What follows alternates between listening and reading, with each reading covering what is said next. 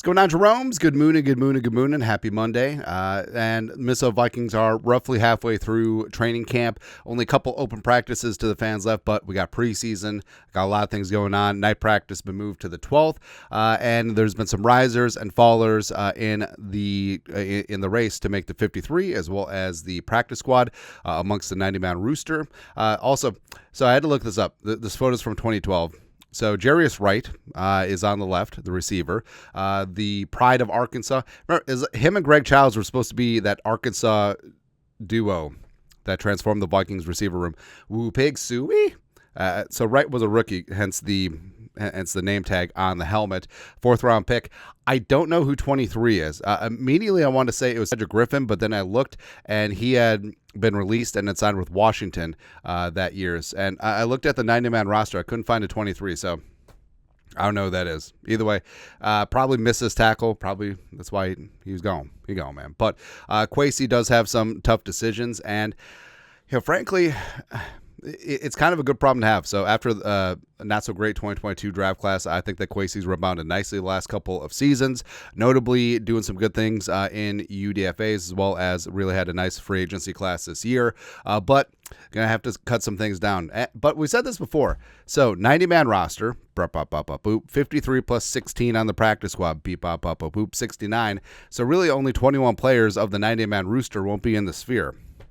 All right, so there's going to be a lot of guys still around, which is going to be pretty good. So this is our 53-man roster and practice squad projection, because we are not cowards. We will project the practice squad. And we simplify the coloring system. So try this again. So columns: rooster, practice squad, cut, and waived. Also could be traded in there, which we'll elaborate on. Then on the roster column, purple is the projected starter. Yellow is projected backup. So there we go. Easy peasy, lemon squeezy. So on the roster, you got Sam Darnold, J.J. McCarthy. I think that ideally they would like 2 quarterbacks on the 53 just to save a practice squad, a roster spot, especially since they have Najee Thompson, who hopefully will be good to go since he is a great special teamer, but he doesn't really add much of positional defender value, so you're basically just burning a roster spot on him. So roster construction, that's important. Nick Mullins could be on the practice squad, could also be traded. I think that he would have some value as a veteran quarterback in a West Coast scheme. Cut wave Jaron Hall, pending what happens with Mullins. But I do think that it's pretty clear that McCarthy, even if he doesn't start, I think that Darnold's the prohibitive favorite right now, even though it was getting pretty close there for a while. But I think that they trust McCarthy enough to be the quarterback too, and Mullins, who they like, but he would be a luxury at this point. Running backs wise, Aaron Jones, Ty Chandler, 1-2 punch. King Kenny and Wangu's been working as the third running back, as well as, of course, he's going to be kick return extraordinaire. CJ Ham, who potentially could be used more on offensively. Obviously, a special teams dynamo, four-face special teams guy.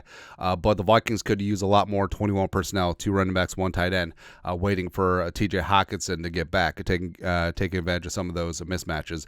DeWayne McBride, last year's 7th-round pick out of UAB, started off on the NFI, came back pretty quickly.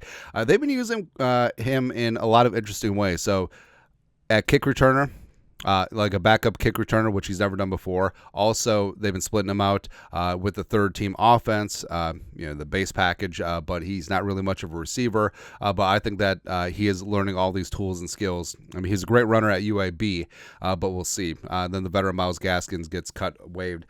Receivers, keeping 5. So it's kind of tight. It's kind of a tight race. So Jefferson, Addison, you're 1-2. I think Naylor and Powell will, in aggregate, be that wide receiver 3. And then I think Deshaun Jones is going to rise up enough where he's quietly ascended the ranks. Early on, it was sort of no muss, no fuss, but he's had some great reps with J.J. McCarthy. I think that he could show up and show out during the preseason games, and it might be a spot where they would be worried about losing him if they try to get him onto the practice squad through waivers initially, because you can protect players on the practice squad, but they have to go through waivers at 53-man cuts initially. So, I mean, Jones, who they invested $225K guaranteed, which is big-time money for a UDFA, I think that they may have have to carry him on the 53 just to ensure that he stays in the sphere. Cut wave Thayer Thomas. So Thayer Thomas kind of goes back and forth. Tristan Jackson, Trent Sherfield, the veteran, on the practice squad. And then Lucky Jackson, Malik Knowles, Ty James. I think that Lucky Jackson could make a case for practice squad. Same thing with Thayer Thomas as well. Offensive line and tight ends. So Hockenson, I actually think Hockenson could be good to go. I actually think that Hockenson might not be on the PUP, but even if he's not on the PUP, that doesn't mean that he will be good to go week 1. So the Vikings would carry 3 tight ends on the 53, Oliver, Munt, and Robert Tonyan. Hopefully Bobby can get back from those back spasms at the start of preseason on Saturday. Nick Muse. So you could actually swap Nick Muse and Robert Tonyan between practice squad and rooster. I wouldn't be mad. Sammis Reyes. So interesting, because I forgot previously, Sammis Reyes, international pathway player, so the Vikings technically have 91 on the 90-man roster. So Reyes can either stay on the practice squad or the 53-man roster. He's roster exempt either way. And Reyes actually caught a touchdown from J.J. McCarthy in 11 red zone work the other day. So he could be something interesting. Trey Knox, N'Keal Harry. It could just be a numbers game right now because the Vikings tight end room is super deep at this point. Offensive line-wise, so previously we had Michael Juergens on the 53, but it became a roster numbers crunch. So 9 on the 53 for offensive line, Juergens and Henry Bird on the practice squad. So the starting lineup, Darisaw, Brandel, Bradbury, Ed Ingram, Brian O'Neill. I think that's probably what's going to happen. I think Reisner hasn't gotten any reps with the ones as of yet. I think that there's a vested interest for Brandel to win the left guard job and a vested interest for Ingram to hang on to the right guard job. Sort of is what it is. But Reisner, who has been practicing left and right guard, would be a very capable swing backup. Walter Rouse, David Quisenberry, great tackle duo.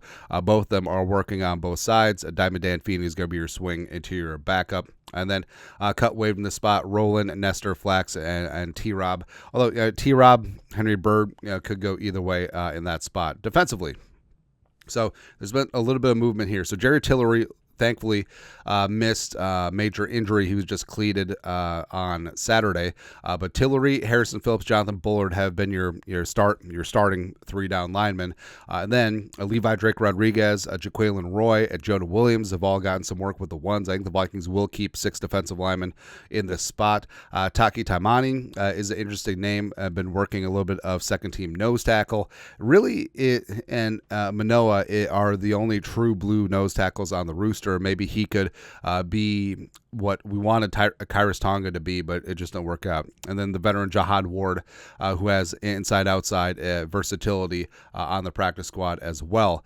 And then, Jalen Redmond, UFL star, has gotten some work with the 2s and the 3s. James Lynch, who I want to work out, just like he hasn't hit that spark as of yet. Edge rusher. So I think the Vikings might be in a spot where they have to keep 5 on the roster, which is a good problem to have. So Grenard, AVG, Diamond Dallas Turner, those 3 will be getting 800-plus snaps this year. Patrick Jones II has had himself a fantastic camp, even though I tried to trade him.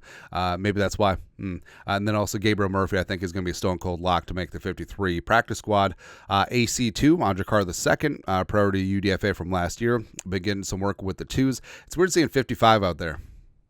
Just reminds you, like Anthony Barr should have been edge rusher the entire time. So Owen Porter and Bo Richter, it's pretty close, but Owen Porter has looked good in teamwork and especially in one-on-one drills. I think that he's a guy that could definitely differentiate himself during preseason games. Off balls. So, Pace Jr., Cashman, and then Gruja, Hale, Asama. It's been pretty static, first and second team. Asama's been fired up, man. Again, maybe he saw that we tried to trade him. I do think that the rookie Dallas Gant will make the practice squad. I think that Jabril Cox, who we liked NDSU, LSU, I think that he will be the odd man out. I think they like Gant a lot as a special teamer. And then lastly, the rest of it, cornerback-wise. So this also could be a spot where there's going to be another cornerback added. It's certainly possible, man. But as right meow, and who knows, man? Maybe we forgot a name. Probably not. But Shaq Griffin, Byron Murphy Jr. are going to be your 2 starters. And then Evans, Duke Shelley, Dwight McLaughlin, the UDFA out of Arkansas, round out the rest of the 53. Fabian Moreau, I think that So obviously the veteran's been working with the first team, but also I think that he's a guy that you can get on the practice squad and have that versatility back and forth. Jalen Williams, second-year UDFA at Indiana, working the slot, and then cut waived. So A.J. Green, Andrew Booth Jr., Jacoby Francis. Now, Booth and Cine have asterisks by them because maybe you're able to flip them for a 7th-round pick or a late-round pick swap. Yeah, a lot of other teams are like, mama, I can change him type, but who knows, man. Then for safety, I think that Theo Jackson, Jay Ward might be too valuable. That's why they don't risk trying to get them on the practice squad. Whereas veterans like Moreau and Bobby McCann, both of them could be elevated on game days, and both of them could be protected on the practice squad. But you have to do have to try and get them through waivers first. I think that you'd have a much better chance of getting Moreau and McCain through waivers, who were street free agents when everyone had 90-man rosters, even though they've had nice camps, versus trying to get like Jackson or Ward or McLaughlin. I think that they would get snapped up pretty quickly. But safety-wise, Beasley, Harrison, Metellus, 3 deep at safety, obviously. Theo Jackson, and carry on my Jay Ward son. Love Jackson's versatility, as well as he's great on special teams. Jay Ward playing some good special teams when he's not jumping off sides, as well as safety and outside cornerback versatility. They've worked him all over the place. And with Cine, I mean, at a certain point, do you just cut him? Or since you're going to have to pay it anyways, even though there's probably offsets, but who's going to sign him? Do you just put him on IR? I don't know, man. I don't know. And then the kicking competition. So Parker Rome is already gone. Will Rackard won it. Vernon and Wright, I think it's pretty damn close. I think it may come down to who punts the best during a night practice, as well as the 3 preseason games, and then DePaulo and Najee Thompson. Although Thompson, I mean, they're hopeful, and they said that he's going to be back mid-August, but we'll see. Maybe he begins the season on the PUP list, as there's tons of other guys on this team that can play some good special teams, even though love me some pride of Georgia Southern, Najee Thompson. Let's go. Also, Najee is a great tweeter as well. He's a knower of basketball and baseball. Big time fan there. But that's it. Let's take a look at the Vikings 53-man rooster projection, the midway point of training camp. There you go. Let us know your thoughts, our thoughts, comment section below. Subscribe for daily Vikings takes. Want to support the work? Put a little something in the Venmo. But next time, Skol, production value.